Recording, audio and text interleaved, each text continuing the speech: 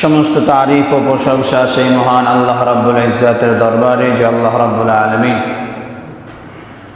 आपनाके आमाके मोहब्बत करे भालोबेसे समस्त दुनियावी काज थेके फारेग करे जुमार दिन जुमार मस्जिदे जुमार पूर्व मुहूर्ते कुरान एवं हादिस थेके किछु कथा बलार एवं शोनार तौफिक सुयोग परिस्थिति दान करलेन সেই মহান আল্লাহ রাব্বুল আলামিনের দরবারে শুকরিয়া আদায় করছি। সকলে পড়ছি আলহামদুলিল্লাহ।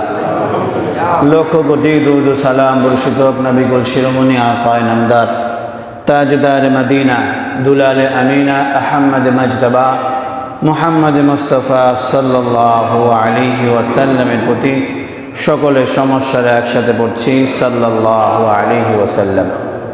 সম্মানিত উপস্থিতি, আমরা অনেকেই অবগত আছি মুহররমের আজকে ৮ তারিখ।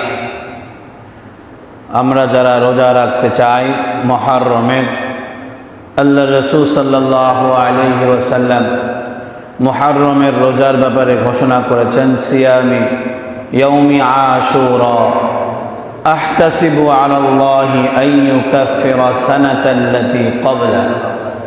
আল্লাহ রাসূল সাল্লাল্লাহু আলাইহি ওয়াসাল্লাম বলেন, এই আশুরার রোজা যদি কোনো ব্যক্তি রাখে, আল্লাহ রাসূল বলেন যে আল্লাহ রাব্বুল আলামিন তার সামনের 1 বছরের গুনাহ মাফ করে দেবেন।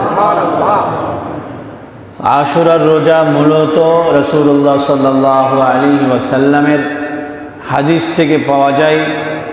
গত জুমায় হালকা আলোচনা হয়েছিল যে আল্লাহ রাসূল সাহাবায়ে কেরামদেরকে বললেন, আমি যদি সামনে বছর হায়াত পাই তাহলে এই শুধু 10 তারিখ মুহররমের 10 তারিখেই রোজা রাখবো এমনটা নয়, আমি 9-10 রোজা রাখবো, যাতে করে ইহুদিদের সাথে আমাদের রোজা মিলে না যায়। মুহাদ্দিসিনগণ বলেন, এর আগেই আল্লাহ রাসূল সাল্লাল্লাহু আলাইহি ওয়াসাল্লামের ইন্তেকাল হয়ে যায়।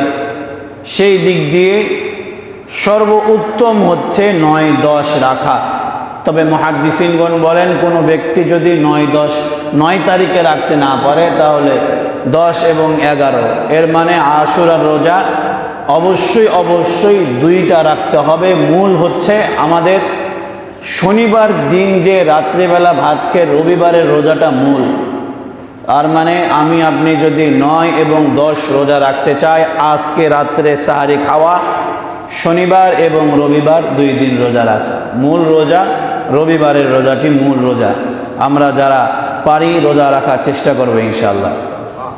সম্মানিত উপস্থিতি, মুহররমের আশুরা আসলেই আপনি আমি হযরত হুসাইন রাদিয়াল্লাহু তাআলা আনহুর কারবালার সেই ঘটনা আপনার আমার সামনে ভেসে ওঠে। আজকে আমরা এই কারবালার মূল খলনায়ককে, কারবালার এই মর্মান্তিক ঘটনা ঘটানোর পিছনে সর্বপ্রথম কাদের পরিকল্পিতভাবে হাত ছিল, সেই ইতিহাস সম্পর্কে সংক্ষিপ্তভাবে আপনি আমি জানবো। ওমা তৌফিক ইল্লা বিল্লাহ। আল্লাহ রাব্বুল আলামিন যেন আমি অধমের জবান দিয়ে সেই সমস্ত কথাগুলোই বের করেন, যে কথাগুলো বক্তা এবং শ্রোতা উভয়ের উপকারে আসে। সকলে বলছি আমিন।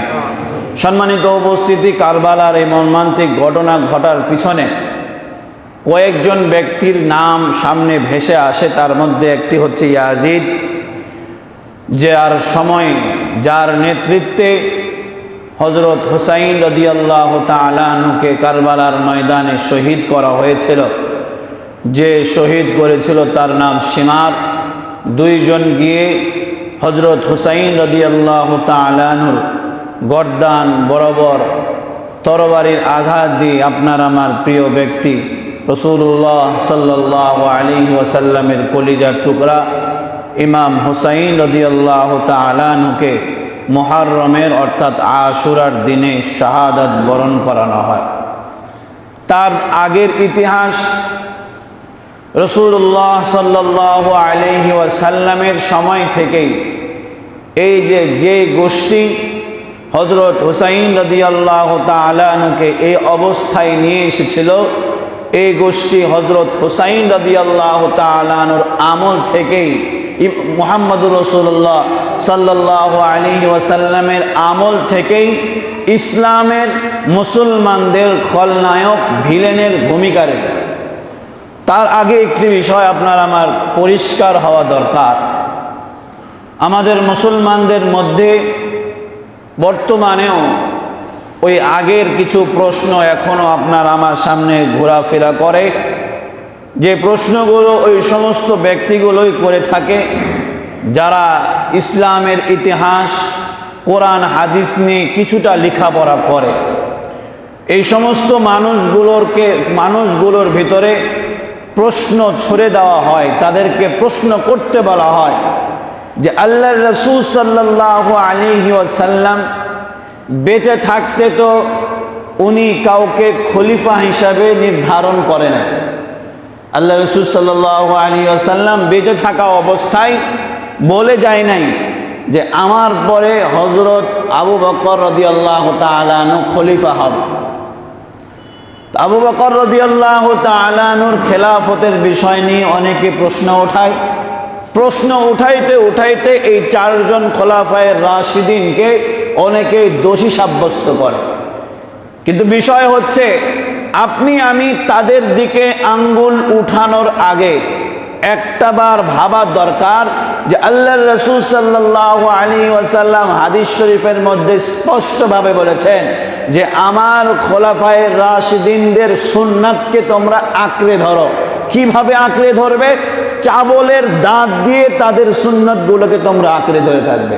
সুবহানাল্লাহি ওয়া বিহামদিহি। শুধু তা নয়, যাদের ব্যাপারে আল্লাহ রাব্বুল আলামিন কালামে হাকিমে কোরআন মাজিদে আয়াত বর্ণনা করেছেন রাদিয়াল্লাহু আনহুম ওয়া রাদু আন, আল্লাহ বলেছেন যে আমি তাদের উপরে রাজি খুশি হয়ে গিয়েছি।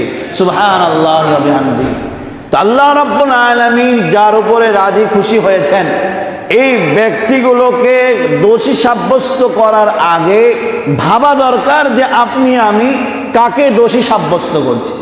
সম্মানিত উপস্থিতি, ইসলামে খলিফা আমির নির্ধারণ করার জন্য চারটা পন্থা রয়েছে। এর মধ্যে এক নাম্বার হচ্ছে ইশারার মাধ্যমে। যে ইশারার মাধ্যমে রাসূলুল্লাহ সাল্লাল্লাহু আলাইহি ওয়াসাল্লাম পরবর্তী খলিফা হযরত আবু বকর রাদিয়াল্লাহু তাআলা আনহুকে জীবদ্দশায় ইশারা ইঙ্গিতভাবে ঘোষণা করে গেছিলেন। সুবহানাল্লাহি ওয়া বিহামদিহি। বুখারী শরীফের ৭৩৬০ নম্বর হাদিস, রাসূলুল্লাহ সাল্লাল্লাহু আলাইহি ওয়াসাল্লামের কাছে একজন মহিলা আসলো কোনো এক মাসআলার বিষয় জিজ্ঞেস করতে। রাসূলুল্লাহ সাল্লাল্লাহু আলাইহি ওয়াসাল্লাম মহিলার যখন সেই মাসআলার সমাধান দিলেন, মহিলা এবার আল্লাহর রাসূল সাল্লাল্লাহু আলাইহি ওয়াসাল্লামকে ডাক দিয়ে বলে, নবী আপনি যতদিন আছেন, মানে আপনি যতদিন বেঁচে আছেন ততদিন তো আপনার কাছে এসে আমরা সমাধান নেব। তবে ইয়া রাসূলুল্লাহ আপনি যখন থাকবেন না, অর্থাৎ আপনি যখন ইন্তেকাল করবেন, কার কাছে আমরা আমাদের মাসআলার সমাধান করব? আল্লাহর রাসূল সাল্লাল্লাহু আলাইহি ওয়াসাল্লাম, বুখারীর এই হাদিস থেকে প্রমাণ পাওয়া যায়, আল্লাহর রাসূল ওই মহিলাকে ডাক দিয়ে বললেন, অবশ্যই অবশ্যই আমার পরে যার কাছে তোমরা তোমাদের সমস্যা নিয়ে আসবে উনি হচ্ছেন সাইয়্যিদানা আবু বকর রাদিয়াল্লাহু তাআলা। সুবহানাল্লাহি ওয়া বিহামদিহি। এবং আল্লাহর রাসূল সাল্লাল্লাহু আলাইহি ওয়াসাল্লামের জীবদ্দশায় মুসলমানদের আমির, মুসলমানদের নেতা হওয়ার সর্বপ্রথম শর্ত যেটা, ঈমানওয়ালা হওয়ার পরে যে খলিফা হবে সে মসজিদে নববীর ইমাম হবে। আল্লাহ রাসূল সাল্লাল্লাহু আলাইহি ওয়াসাল্লাম অসুস্থ অবস্থায় ছিলেন। আল্লাহ রাসূল সাল্লাল্লাহু আলাইহি ওয়াসাল্লামকে যখন সাহাবায়ে কেরাম এসে বলল, ইয়া রাসূলুল্লাহ আপনি যতক্ষণ মসজিদে নববীতে পা না রাখবেন কেউ তো নামাজের জন্য দাঁড়াবে না, সমস্ত মানুষ নামাজ আদায় করার জন্য আপনার অপেক্ষায় অপেক্ষমান রয়েছে।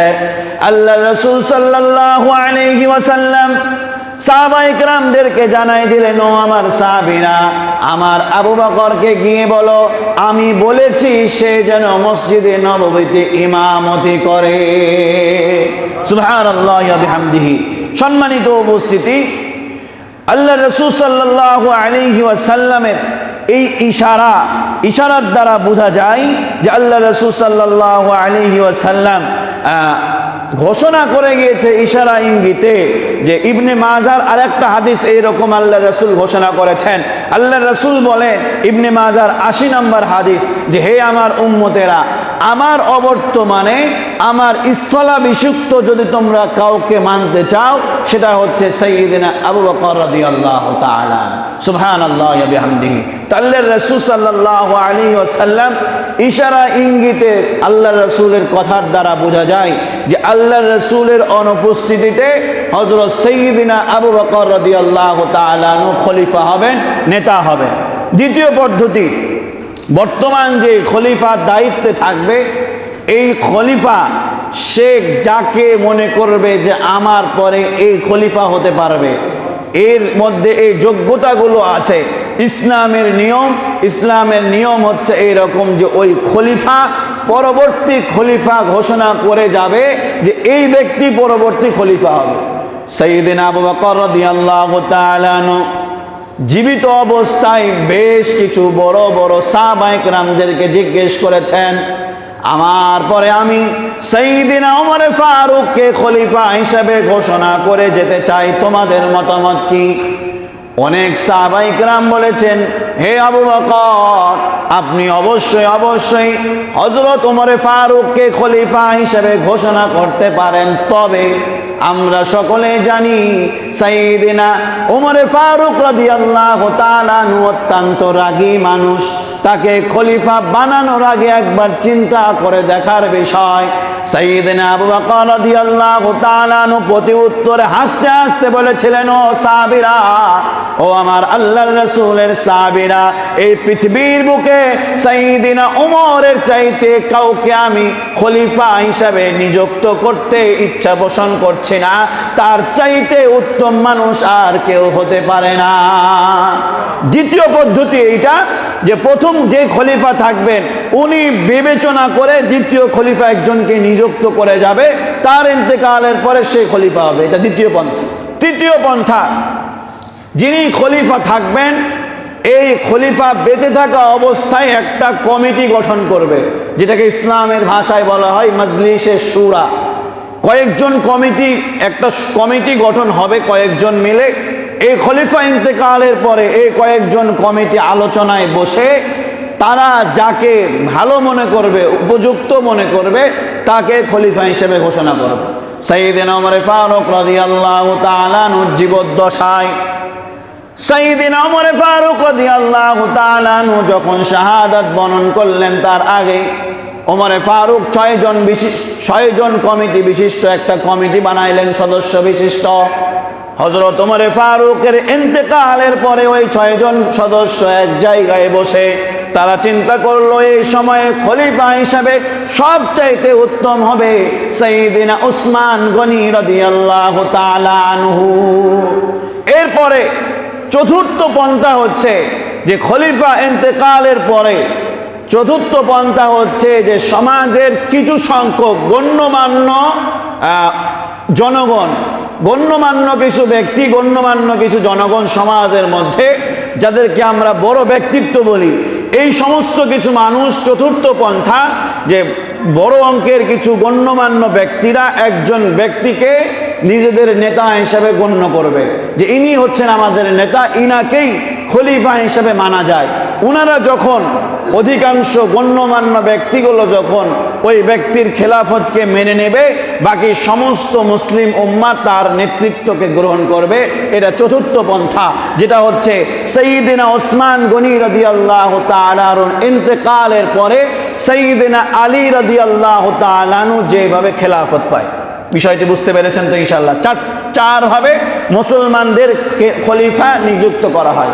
এবার আসি আসল ঘটনায়। এই বিষয়ে 4টা বিষয় তো মনে আছে ইনশাআল্লাহ। এবার আসি রাসূল করিম সাল্লাল্লাহু আলাইহি ওয়াসাল্লাম যখন মদিনায় গেলেন, মদিনায় যাওয়ার পরে সেই জায়গায় ইহুদিদের সাথে চুক্তি হলো, যেটাকে আমরা আমাদের ভাষায় অনেকেই বলি মদিনার সনদে দেশ পরিচালনা করব। অনেকেই বলে ক্ষমতাও নিয়েছিল, দেশ ক্ষমতা পাওয়ার পরে মদিনার সনদেই ছিল, আর দেশ দেশের গতিতেই ছিল। তো রাসূলুল্লাহ সাল্লাল্লাহু আলাইহি ওয়াসাল্লাম ইহুদিদের সাথে একটা চুক্তি করলেন যে মদিনাতে তোমরাও বসবাস করবে, আমরাও বসবাস করব। কিন্তু এই মদিনায় বসবাস করতে গিয়ে তোমাদের উপরে যদি আক্রমণ আসে, তাহলে আমরা মুসলমানরা তোমাদের হয়েও ওই আক্রমণের প্রতিহত করব। আবার আমাদের উপরে যদি আক্রমণ আসে, তোমরা ইহুদিরা আমাদের হয়ে তাদের সাথে তোমরা যুদ্ধ করবে। এটা চুক্তি হলো। রাসূলুল্লাহ সাল্লাল্লাহু আলাইহি ওয়াসাল্লাম মদিনায় থাকা আরম্ভ করলেন। রাসূলুল্লাহর জনপ্রিয়তা দিন দিন গোটা বিশ্বব্যাপী ছড়িয়ে পড়তে আরম্ভ করলো। মদিনায় বিভিন্ন রাষ্ট্রদূত, রাষ্ট্রনায়করা আসা আরম্ভ করলো। আপনার আমার পয়গম্বর মুহাম্মদুর রাসূলুল্লাহর কাছে সবাই আসে। মদিনা কেন জানি মুহাম্মদুর রাসূলুল্লাহর নামে পরিচিত হতে আরম্ভ করলো। সুবহানাল্লাহ। ইহুদিরা আর সহ্য করতে পারে না যে আমাদের এলাকা, আমাদের মদিনা, এই মদিনায় মুহাম্মদ কোথা থেকে আসার পরে মুহাম্মদের কারণে মদিনা জনপ্রিয় হবে, এটা মেনে নেওয়া যায় না। এবার তারা চুক্তি ভঙ্গ করে মক্কার মুশরিকদের সাথে প্ল্যান করতে আরম্ভ করলো। আপনার আমার পয়গম্বরকে তারা হত্যা করবে। নাউজুবিল্লাহি মিন যালিক। এবং মক্কার মুশরিকরা ওই মদিনার ইহুদিদেরকে বুদ্ধি দিল, সরাসরি যদি তোমরা মুহাম্মদকে কতল করতে চাও, তাহলে তোমরাও কেউ আর টিকতে পারবে না। কৌশলে মুহাম্মদকে পৃথিবী থেকে বিদায় করে দেওয়া লাগবে। নাউজুবিল্লাহি মিন যালিক। রাসূলুল্লাহ সাল্লাল্লাহু আলাইহি ওয়াসাল্লামকে ইহুদিরা দাওয়াত করলো। রাসূলুল্লাহ সাল্লাল্লাহু আলাইহি ওয়াসাল্লাম কয়েকজন সাহাবী নিয়ে ইহুদিদের দাওয়াত গ্রহণ করতে তাদের কাছে গেল। এবার ইহুদিরা আল্লাহর রাসূল সাল্লাল্লাহু আলাইহি ওয়াসাল্লামকে ডাক দিয়ে বলে, নবী, আপনার সাথে আমাদের কিছু গোপন কথা রয়েছে।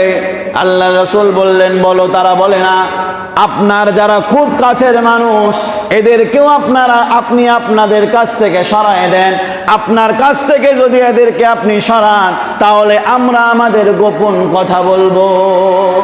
মুসলমান জাতির শিক্ষা নেওয়া দরকার এই জায়গা থেকে এরকম যে যেই সমস্ত মানুষগুলো অধিকাংশ সময় আমার কাছে থাকে এবং আমি তাদের কাছ থেকে কখনো সেই রকম কোনো আমার ক্ষতি হয়েছে এরকম কোনো প্রমাণ তাদের কাছ থেকে পাই নাই, বরং তারা সদা সর্বদা আমাকে রক্ষা করার জন্য, আমাকে টিকিয়ে রাখার জন্য যথেষ্ট চেষ্টা করেছে। এই সমস্ত মানুষগুলোকে কেউ যদি এসে প্রমাণ ছাড়া যদি এসে বলে যে আপনি এই সমস্ত ব্যক্তিগুলোকে সরিয়ে দেন, এরপরে আপনার সাথে কথা আছে, এই জায়গা থেকে আপনার আমার জন্য শিক্ষা যে ওই সমস্ত মানুষগুলোর কথা শুনে কাছের মানুষকে দূরে সরিয়ে দেওয়া যাবে না। এই জন্য অনেক সময় দেখবেন মহল্লার কিছু বন্ধু নামে কিছু শত্রু থাকে এরকম, যারা এসে আপনাকে আমাকে বলে যে তুই যে এত উন্নতি করছিস, তুই ভালোভাবে চলাফেরা করিস, তুই কি জানিস যে তোর ভাই তোকে সহ্য করতে পারে না? বলে কি বলে না? ঘোষপাড়ায় মনে হয় বলে না, এরকম কিন্তু কথাবার্তা বলে। তো ইতিহাস সাক্ষী, তৃতীয় পক্ষের কথা শুনেই কিন্তু ভাই ভাই দ্বন্দ্ব লাগে।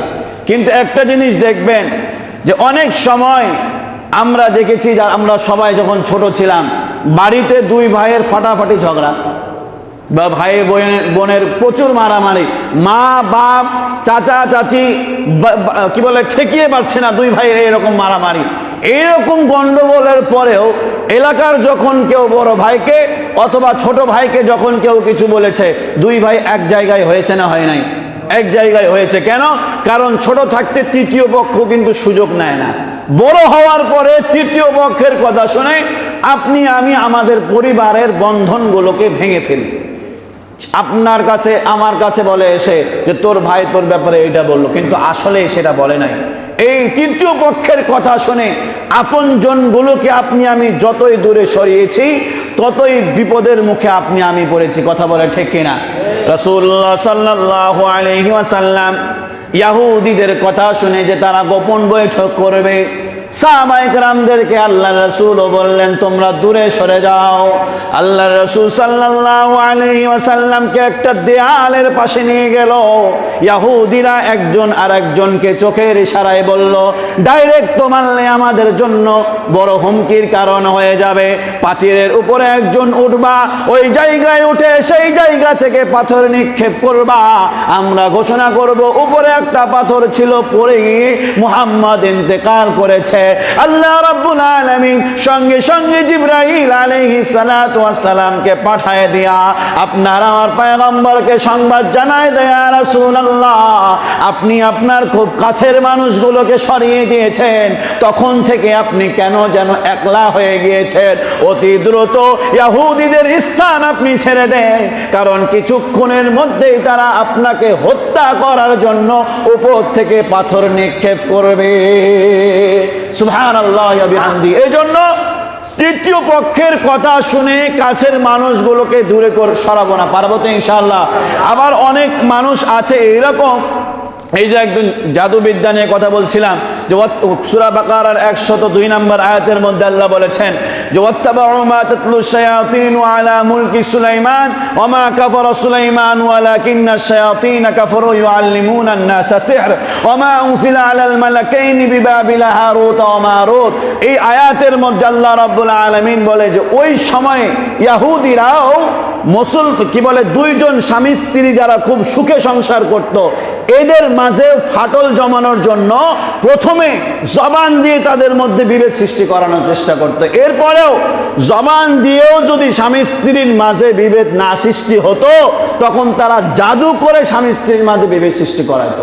নাউযুবিল্লাহি মিন যালিক। বর্তমানেও আপনার আমার সমাজের মধ্যে যেই সমস্ত পরিবারগুলো খুব সুখী পরিবার, স্বামী স্ত্রীর খুব মিল, এই সমস্ত ব্যক্তিগুলো এই সমস্ত পরিবারগুলোর দিকে অধিকাংশ মানুষের আক্রমণাত্মক দৃষ্টি থাকে, এবং পুরুষদের মাঝেও থাকে মহিলাদের মাঝেও থাকে। এবং এটা নিয়ে আবার অনেকে গল্প করে, এরকম কতদিন থাকে এরকম দেখবো, বলে কি বলে না।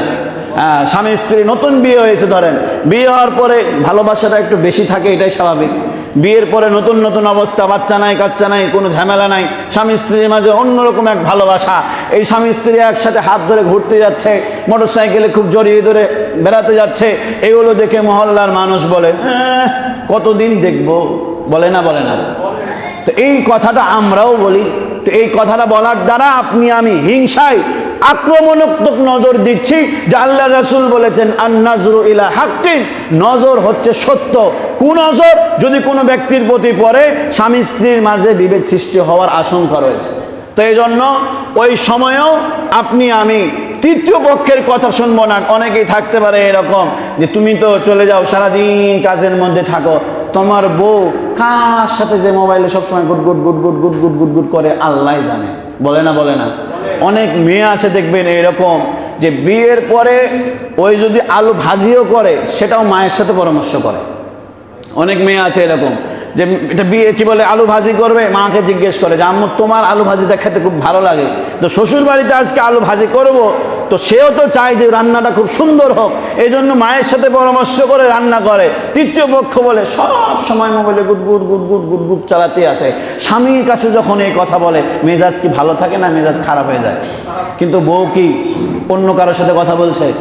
এরপরে আবার এই একটা হলো, আবার ধরেন যে স্ত্রী হয়তো বাড়ির থেকে বের হয়ে রাস্তায় কোনো পুরুষের সাথে কথা বলছে, এখন এই পুরুষটা আমার এই মহল্লার না, অন্য এক মহল্লা। এখন স্বামী আসা মাত্রই তুই তো থাকিস না, তুই তো জানিস না, তোর বউর সাথে দেখা করার জন্য ইন টিন করে টসমা টসমা লাগিয়ে নতুন এক মোটর সাইকেল নিয়ে একজন দেখা করতে এসেছিল। দেখ তুই সারাদিন থাকিস না, সারাদিন মোবাইলে গুট গুট গুট গুট করে কথা বলে দেখা করতে এসেছিল, কিন্তু ওটা কিন্তু আসলে অন্য কেউ না, ওটা হচ্ছে তার নিজের ভাই। এখন সব ভাইকে তো আপনি আমি চিনি না, এই যে ধরেন গুতা মেরে দিলাম, এখন স্বামী বাড়িতে ঢোকার আগেই মেজাজ খারাপ থাকে যে স্ত্রী আসলে মনে কিছু একটা করছে। তো যাই হোক, সর্বোপরি একটাই কথা এই জায়গা থেকে শিক্ষা নেয়া, তৃতীয় পক্ষের কথা আমরা কেউ শুনবো না, পারবো তো ইনশাআল্লাহ। রাসূল করিম সাল্লাল্লাহু আলাইহি ওয়াসাল্লাম সেই জায়গা থেকে বেঁচে গেলেন। এবার আল্লাহর রাসূল সাল্লাল্লাহু আলাইহি ওয়াসাল্লাম মদিনার ইহুদিরা যখন আল্লাহর রাসূল সাল্লাল্লাহু আলাইহি ওয়াসাল্লামের সাথে পারল না, তারা এবার আল্লাহ রাসূল সাল্লাল্লাহু আলাইহি ওয়াসাল্লামের সাথে চুক্তি ভঙ্গ করার কারণে আল্লাহর রাসূল তাদেরকে মদিনা থেকে বের করে দিলেন। আল্লাহর রাসূল সাল্লাল্লাহু আলাইহি ওয়াসাল্লামের ইন্তেকালের পরে সাইয়্যিদিনা আবু বকর রাদিয়াল্লাহু তাআলা আনহুর আমলেও তারা কিছু বলার সাহস করে নাই, কারণ তারাও জানতো আবু বকরের পিছনে একজন দাঁড়ায় আছে যাকে আল্লাহর রাসূল ঘোষণা করেছে আমার পরে যদি কোনো নবী আসতো আল্লাহ রাব্বুল আলামিন ওমরকে নবী হিসাবে পাঠাইতো।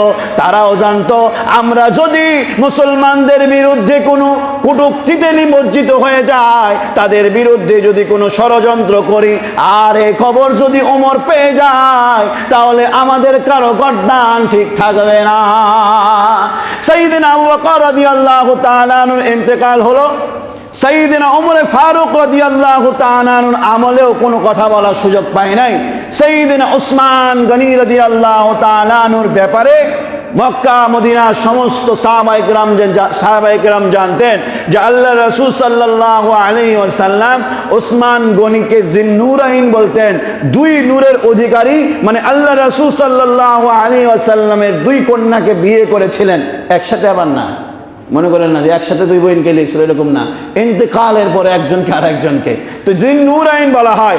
উনি অনেক লজ্জাশীল একজন সাহাবী ছিলেন, খুব শান্ত মেজাজের, খুব লজ্জাশীল একজন মানুষ ছিলেন, খুব কম কথা বলতেন। উসমান গনি রাদিয়াল্লাহু তাআলা আনহুর আমলে হযরত ওমর ফারুক ইন্তেকালের পরে ওই যে ইহুদি গোষ্ঠীদেরকে আল্লাহর রাসূল বের করে দিলেন। ওই ইহুদি গোষ্ঠী ইয়ামানে অবস্থান করছিল।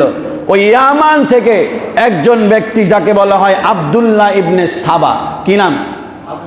এই নামটা মুখস্থ রাখা লাগবে। কেন?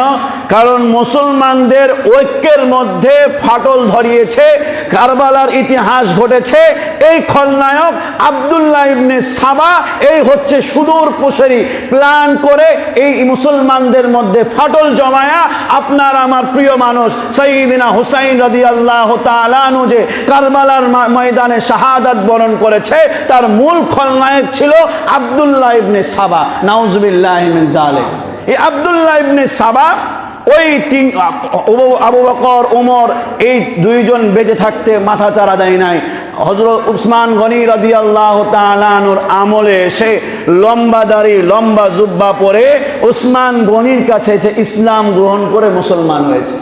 আলহামদুলিল্লাহ বলার সুযোগ নাই। কেন? কারণ উদ্দেশ্য ছিল কি? মুসলমানদের মধ্যে ফাটল জমাবে।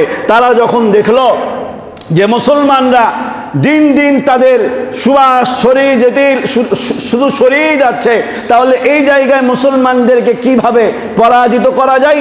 মুসলমানদের সাথে তো তরবারি দিয়ে পরাজিত মুসলমানদেরকে করা যাবে না। কেন?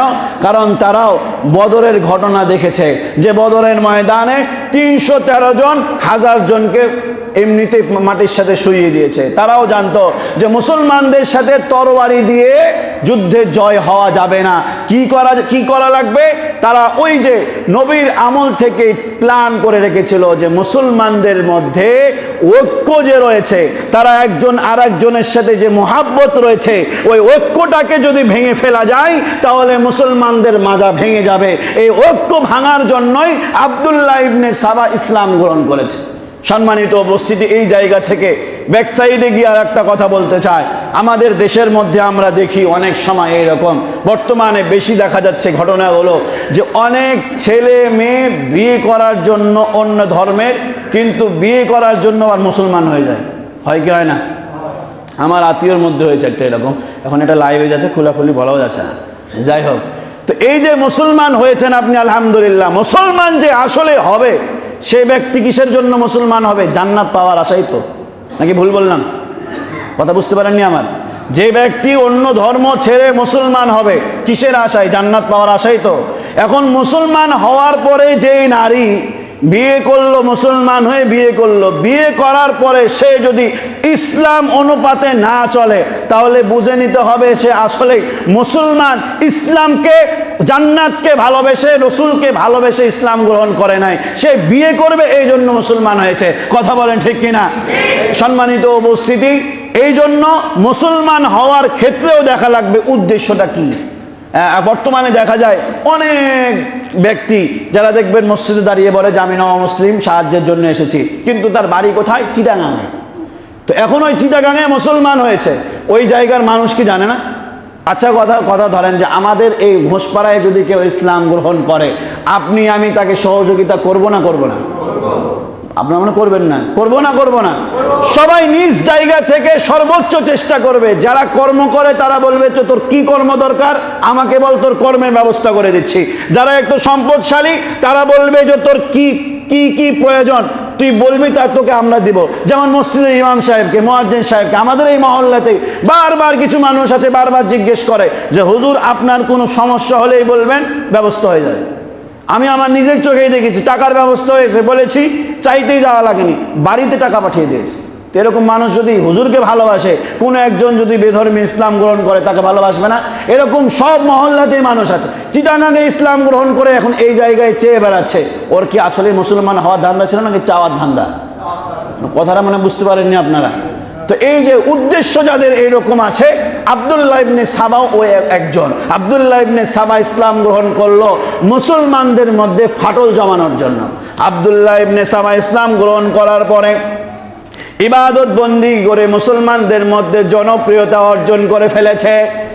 এরপরে উসমান গনি রাদিয়াল্লাহু তাআলা আনহুকে বলল, এ উসমান, মানুষজন তো আমারে বড়ই সম্মান করে, আমি তো নতুন মুসলমান হয়েছি, এই জন্য আমারে মহাব্বত করে। অধিক কিছু মানুষ আছে যারা আমার স্থলাভিষিক্ত।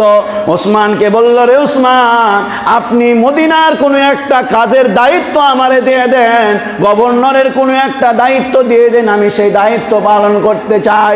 ওসমান গনি রাদিয়াল্লাহু তাআলা আনহু হাসতে হাসতে উত্তর দিয়ে বললেন, এটা কখনো সম্ভব নয়, কারণ তারা চার খলিফার একজন, তারা কে কি করবে ঘ্রাণ শুনলেও বুঝতে পারতেন। আব্দুল্লাহ ইবনে সাবাকে উসমান গনি রাদিয়াল্লাহু তাআলা আনহু দায়িত্ব দিলেন না।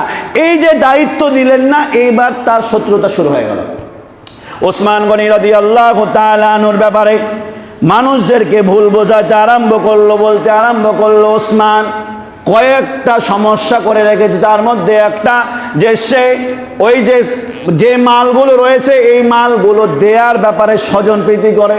উসমানের ব্যাপারে যে যখন সে মাল বন্টন করে, মাল বন্টনের ক্ষেত্রে স্বজন প্রীতি করে, নিজের আত্মীয় স্বজনদেরকে বেশি দেয়, নিজেও বেশি নেয়, এই বলা আরম্ভ করলো। এরপরে সে আরো শুরু করলো যে এই ঘটনাটাকে, ওসমান গনি রাদিয়াল্লাহু তাআলা আনহুর ব্যাপারটাকে আরো মানুষের কাছে মানে পৌঁছানোর জন্য আরো বিভিন্ন মানুষকে ভুল বোঝাইতে আরম্ভ করলো, এবং কিছু মানুষকে গিয়ে বলতে আরম্ভ করলো যে উসমান ইনি হচ্ছে রাসূলুল্লাহ সাল্লাল্লাহু আলাইহি ওয়াসাল্লামের বংশের নয়, কিন্তু এই খলিফা হয় কিভাবে?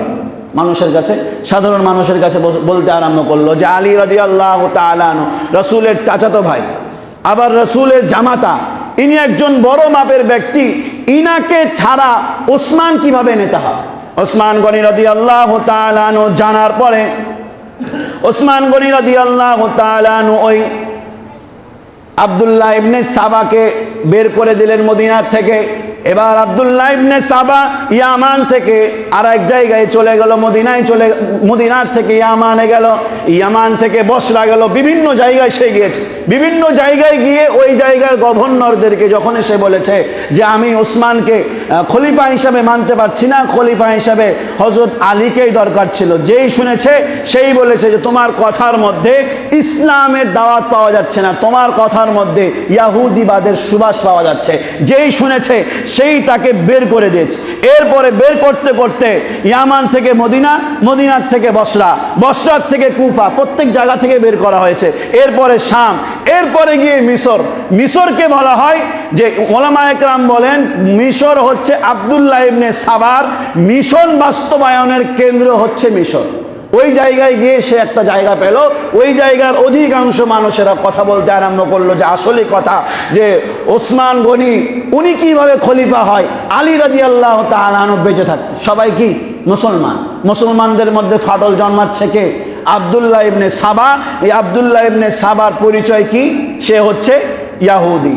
মুসলমানদের মধ্যে ফাটল জমাইতে জমাইতে মিশরে গিয়ে আব্দুল্লাহ ইবনে সাবা বিশাল জনগোষ্ঠী তৈরি করে আবার ওসমান গনির কাছে এসে মদিনার পাশে এসে আবারও সে বিদ্রোহের মতো একটা অবস্থা তৈরি করলো। ওসমান গনি রাদিয়াল্লাহু তাআলা আনহু এই পরিস্থিতি দেখে আব্দুল্লাহ ইবনে সাবাকে ডেকে পাঠালেন, ডেকে বললেন, তোমার অভিযোগগুলো আমার কাছে বলো। আব্দুল্লাহ ইবনে সাবা ওসমান গনি রাদিয়াল্লাহু তাআলা আনহুকে বলল, হে ওসমান, আপনি স্বজন প্রীতি করেন, আপনি মাল বন্টনের ক্ষেত্রে স্বজন প্রীতি করেন। ওসমান গনি বললেন, মাল বন্টনের ক্ষেত্রে আমি স্বজন প্রীতি করব কেন? আমি নিজেই তো খলিফা হওয়ার পরে কোনো বেতন নেই নাই।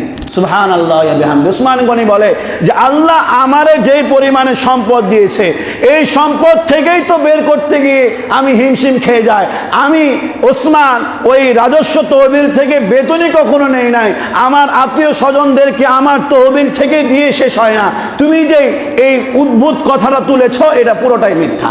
এরপরে ওসমানকে আর একটি কথা বললো যে আপনি কম বয়সী যুবকদেরকে গভর্নর বানিয়েছেন মুরব্বী সাহাবী থাকতে।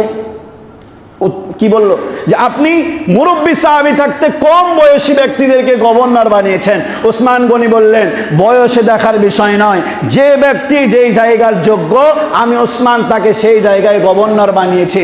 বয়স যদি কম হয়ে থাকে তাহলে প্রমাণ নিয়ে নাও, আল্লাহ রাসূল সাল্লাল্লাহু আলাইহি ওয়াসাল্লাম বেঁচে থাকতে তার নাতি ওসামাকে অনেক যুদ্ধের নেতা বানায়া যুদ্ধের জন্য পাঠাইতো, যখন ওসামার বয়স ছিল 16-17।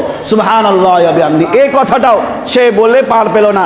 এরপরে ওসমান গনি রাদিয়াল্লাহু তাআলা আনহুকে বললেন, মারওয়ান ইবনে হাকাম নামে একজন ব্যক্তি ছিল, তার মক্কায় ঢোকার নিষেধ ছিল, অন্য বিভিন্ন কারণে, সেটা বলবো না ইনশাআল্লাহ। তো ওই ব্যাপারটা তুলে ধরলো যে মারওয়ান ইবনে হাকামকে মক্কায় ঢোকার অনুমতি আপনি দিয়েছেন, যা রাসূল কখনো দেয় নাই। উনি বললেন যে আল্লাহর রাসূল অন্য ভিন্ন এক কারণে অনুমতি দেয় নাই, কিন্তু মারওয়ান ইবনে হাকাম মুসলিম, কোনো মুসলমানকে মক্কায় ঢুকতে না দেয়া এটা মুসলমানের শান হতে পারে না, এটাও বাদ। এবারে বললেন যে আফ্রিকার বিজয়িতা, আফ্রিকা যিনি জয় করেছিলেন যে সাহাবী, আপনি সেই সাহাবীকে আব্দুল্লাহ ইবনে সাদকে অনেক অঢেল পুরস্কার দিয়েছেন, যে পুরস্কারটা আপনার দেয়া ঠিক হয়নি। ওসমান বললেন, পুরস্কারই তো, পুরস্কার আমি ঘুরিয়ে নেব, আর কি সমস্যা আছে বলো। মানুষজন বললে এই সমস্যাগুলো যদি সমাধান হয়ে যায় তাহলে তো আর কোনো কথা নাই। মানুষজন আবারও ঠান্ডা হয়ে গেল। এই যে ঠান্ডা হয়ে গেল, এবার গিয়ে আবারও সে কূটনৈতিক বুদ্ধি আরম্ভ করলো। আলী রাদিয়াল্লাহু তাআলা আনহুকে গিয়ে বলল, আলী, আপনি হচ্ছেন উপযুক্ত নেতা, আপনি থাকতে ওসমান কিভাবে নেতা হয়? বলুন না নাউজুবিল্লাহ। এই ব্যক্তি এইরকম চক্রান্ত করতে করতে আলী রাদিয়াল্লাহু তাআলা আনহুর মাঝেও অনেক সমস্যা ঘটিয়েছে। সর্বোপরি কারবালার ঘটনার শিক্ষার মধ্যে একটা শিক্ষা, বাকি অংশটুকু ইনশাআল্লাহ পরবর্তী জুমায় আলোচনা হবে, যে আলী রাদিয়াল্লাহু তাআলা আনহুর সময়ও মুসলমানদের মধ্যে এমন এক অবস্থা করেছিল যে আম্মাজান আয়েশা রাদিয়াল্লাহু তাআলা আনহার উটের পায়ের মধ্যেও বিদ্রোহীরা ছুরি আঘাত করে তালহা, জুবাইর নামে অনেক বড় বড় সাহাবায়ে কেরামদেরকে মুসলমানকে শহীদ করেছে। বলুন না নাউজুবিল্লাহ। এই শাহাদাতের ঘটনা ঘটেছে কেন? মূল খলনায়ক আব্দুল্লাহ ইবনে সাবা, যে তার মিশনকে বাস্তবায়ন করতে সক্ষম হয়েছে, ওই যে কারবালায় গিয়ে হযরত হুসাইন রাদিয়াল্লাহু তাআলা আনহু যে শাহাদাত বরণ করেছে, তার পিছনে আব্দুল্লাহ ইবনে সাবার হাত ছিল। বাকি অংশটুকু ইনশাআল্লাহ সামনে জুমায় ধারাবাহিক আলোচনা হবে। আল্লাহ রাব্বুল আলামিন এই জুমায় ইসলামের এই ইতিহাস থেকে আপনি আমি এতটুকু শিক্ষা নেব, তৃতীয় পক্ষের কথা শোনা যাবে না। বুঝতে পেরেছি তো? মুসলমানরা যখনই তৃতীয় পক্ষের কথা শোনা আরম্ভ করেছে, মুসলমানদের এই যে ঐক্য নষ্ট হয়েছে, আব্দুল্লাহ ইবনে সাবার এই কূটনীতিক কারণে ওসমান গনি রাদিয়াল্লাহু তাআলা আনহুকে শাহাদাত বরণ করিয়েছে। এই আব্দুল্লাহ ইবনে সাবার দল, যারা তার দলের মধ্যে ছিল তারা মুসলমান ছিল, কিন্তু ইহুদির কথা শুনে ওসমান গনি রাদিয়াল্লাহু তাআলা আনহুকে 35 হিজরির 18 জিলহজ ওসমান গনি রাদিয়াল্লাহু তাআলা আনহু কোরআন মাজিদ তেলাওয়াত করতেছিলেন। এমন অবস্থায় মুসলমানের আঘাতে ওসমান গনি রাদিয়াল্লাহু তাআলা আনহু শাহাদাত বরণ করেছে। বলুন না সুবহানাল্লাহ। এই যে শাহাদাত বরণ করেছে মুসলমানের তরবারির আঘাতে, তার পিছনে একটাই কারণ, তৃতীয় পক্ষ ইহুদিবাদীর কথা শোনা। আজও মুসলমানরা আমরা ইহুদিবাদীর কথা শুনে মুসলমান দেশগুলো কিন্তু ঐক্য নাই। মুসলমান দেশগুলোর মধ্যে ঐক্য নাই কেন? তৃতীয় পক্ষ ইহুদিবাদীরা তারা জানে যে মুসলমান যদি কোনো রকম ঐক্য হয়ে যায় তাহলে পৃথিবীতে তাদেরকে কেউ পরাজিত করবে, এটা হতে পারে না। ইহুদিরা জানে কোনো রকমেই যেন মুসলমানরা ঐক্য না হয়। আমরা মুসলমান সমস্ত ইতিহাস পড়ে শেষে গিয়ে বলি সুন্নিদের সাথে আমাদের চলবে না, হানাফির সাথে শাফির যায় না, শাফির সাথে হাম্বলির যায় না, বিভিন্নজন বিভিন্নভাবে থাকো, বিভিন্নজন বিভিন্ন নামে মসজিদ বানাও। হচ্ছে কি না? হচ্ছে না। আহলে হাদিস মসজিদ বানিয়ে রেখে দিয়েছেন। এখন যারা আমরা কি বলে হানাফি মাযহাবের অনুসারী, আমরা চাইবই তো আপনার মসজিদে না যাওয়া, কিন্তু মসজিদ কি কোনো গোষ্ঠীর হতে পারে? মসজিদ কোনো গোষ্ঠীর হতে পারে না। আরো দুঃখ আর পরিতাপের বিষয়, মুসলমানদের এই বন্ধনকে ভেঙেছে ওই যে ইহুদিবাদীর কিছু কথাবার্তার কারণে। ওই যে মুসলমানরা তাদের ঐক্য ভেঙে গিয়ে কথায় কথায় একটু দুই কথায় হলে আর একটা মসজিদ বানায়। ঘটনা মানে এরকম, ঘুমাচ্ছেন নাকি সবাই? একটু কিছু কথা হলে আর এক জায়গায় মসজিদ বানায়, এমন ঘটনা নাই? এই সমস্ত বিষয়গুলোকে দূরে রেখে কথা মুসলমান একসাথে থাকবে, দুই হাড়ি একসাথে থাকলে বাঁচতেই পারে, কিন্তু এই কথার কারণে ডিভাইডেড হয়ে মসজিদ বানানো, মাদ্রাসা বানানো, সমাজ ভাগ করা, নেতা ভাগ করা, এটা মুসলমানের বৈশিষ্ট্য হতে পারে না। এটা সম্পূর্ণ ইহুদিবাদীর চিন্তা চেতনা। কথা বলেন ঠিক কিনা? আমরা এই সমস্ত বিষয়গুলো থেকে দূরে থাকবো তো ইনশাআল্লাহ। সামনে জুমায় পরবর্তী আলোচনা হবে ইনশাআল্লাহ। আল্লাহ রাব্বুল আলামিন আমাদের মুসলমান জাতিকে ঐক্যভাবে সমাজ গঠন করার তৌফিক দান করুক। সকলে বলছি আমিন।